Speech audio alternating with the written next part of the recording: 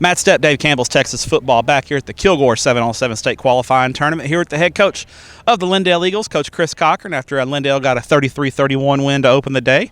Coach, how's everything going? Going great. We're glad to be out here competing and letting our kids get after it. And the weather's not too hot, so it's warm, but it's not too bad. I mean, we'll take this weather, right? Absolutely. Compared to what it was about 3 days ago, it was humid and just really, really sticky. So it's a little bit of a chill in the air this morning. So not bad. We won't complain. We'll take it. There you go. Absolutely. All right. First off, Coach, obviously you guys, went to state 7-on-7 a couple of years ago, and I know, we all know it's not real football. The big boys aren't out here, and everybody loves the big boys. They're the smartest guys. At least the offensive linemen are usually the smartest guys on the field. But you can learn a lot from your kids and watching them compete. So today, what do you want to see out of your guys today? Yeah, we kind of addressed that just, before, like, leading up to it this week. We want to see them go play really, really hard together. Want to see them fight adversity, which they just did in that game. When you get behind, I think we got behind 2 or 3 times right there, and just, hey, are you going to battle back? Who are you going to be when things get hard? Are you going to stick together, or do we point fingers? So it's about our team coming together, and this is one way of making it happen right out here in May, playing 7-on-7.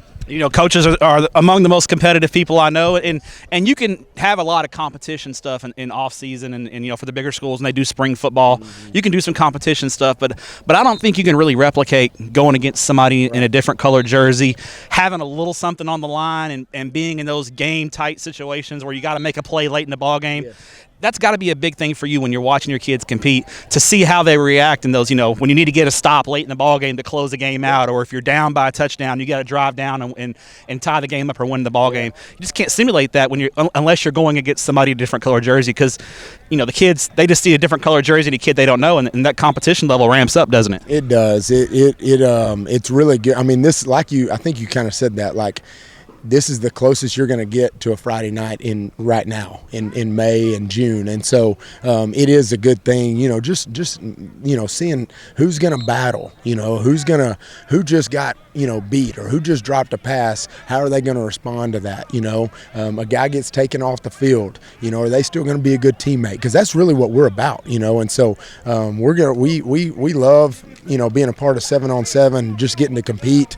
Our big boys right now are at a lineman challenge, okay. So they're together right now. Our junior high is actually in Kilgore playing 7-on-7 tournament. So we believe in trying to get them to compete as much as possible. You've got the powerlifting season, you've got track season, but now that that's over, now it's an opportunity to actually pull the football out and let's compete with each other. And talk about competing. You're going to have to compete in District 9 4A Division 1, the UIL.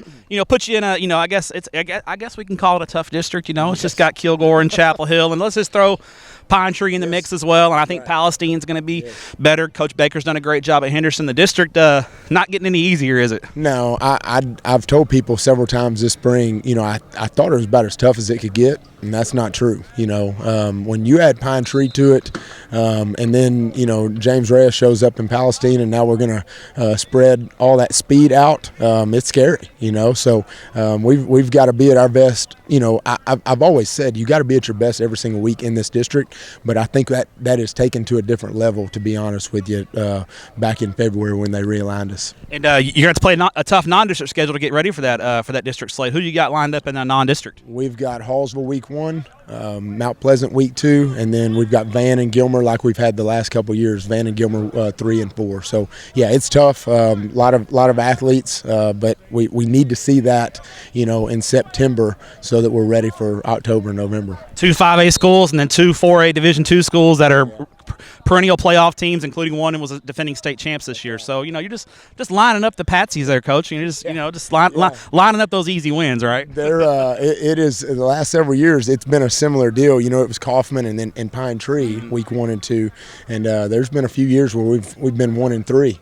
Going into it. But what our kids know, what our coaches know, and I think our community knows is that's how we've got to do that. No need to schedule wins when you're about to have to play all these guys in our district. So yeah, it's tough. When you look at your ball club, and I know the pads haven't come on yet, you've just gone through off season and you're wrapping that up. School's about to get out. You'll watch them as 7-on-7. But do you have a feel for what are the Lindale Eagles going to hang their hats on in 2024? What's their personality going to be? Yeah, we're trying to come together right now. It's tough losing those two big offensive tackles. That's two Division I offensive tackles, and then you lose probably the toughest kid we've all ever coached in Clint Thurman at quarterback.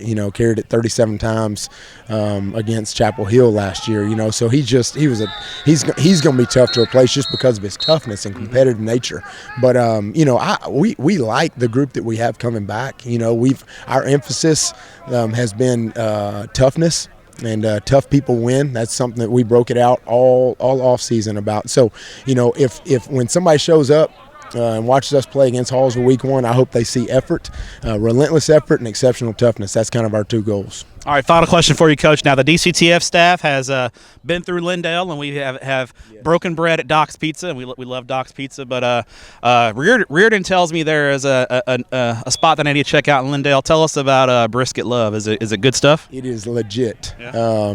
My son, every Sunday after church, when we're walking to the truck, he says, I want to go to Brisket Love. Now, we can't afford to go there every Sunday, but we try to do it once every month to 6 weeks. Yes, it's really, really good. The brisket is outstanding. Ribs are really good. There's several sandwiches there that y'all would love too. So come on back through Lindale and check it out. There you go. I'll have to tell Tepper and Pickle that we need to get to catch a Lindale game and maybe pregame Brisket Love, and then in the press box get Doc's Pizza. How about that? That'll work. We'll make that happen. We'll have to hit the gym afterwards though. So.